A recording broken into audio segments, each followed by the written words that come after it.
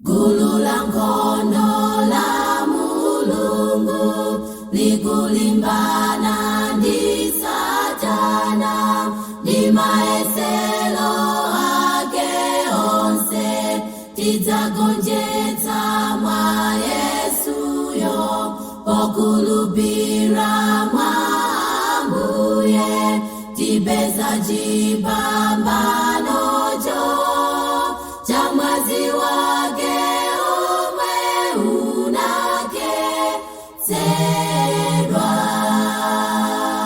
Pita chitsogolo imba mukondwera zotamanda Mbuye Yesu, nena monyadira ntalo ya Ambuye natifera yetonse kala mwa Ambuye fatsa mawu ake atipatsa ife moyo chisomo chake Yesu chitikwanira. Pita chitsogolo imba mukondwera zotamanda Mbuye Yesu, nena monyadira ntalo ya Ambuye natifera yetonse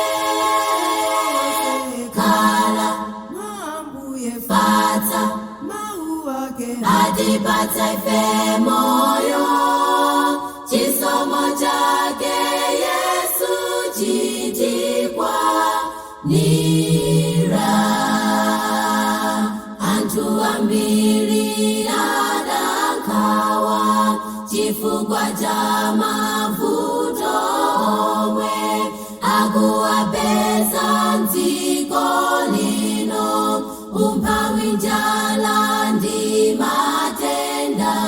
Koma Ambuye wathu Yesu adziwa zomwe tisowa, adzabwezera zonse tikagonjetsa. Pita chitsogolo imba mukondwera zotamanda Mbuye Yesu, nena monyadira ntalo ya Ambuye natifera yetonse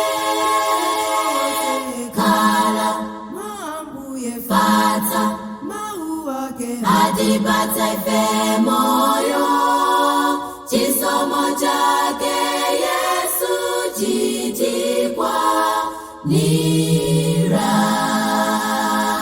Pita chitsogolo imba mukondwera zotamanda Mbuye Yesu, nena monyadira ntalo ya Ambuye natifera yetonse kala mwa Ambuye fatsa mawu ake atipatsa ife moyo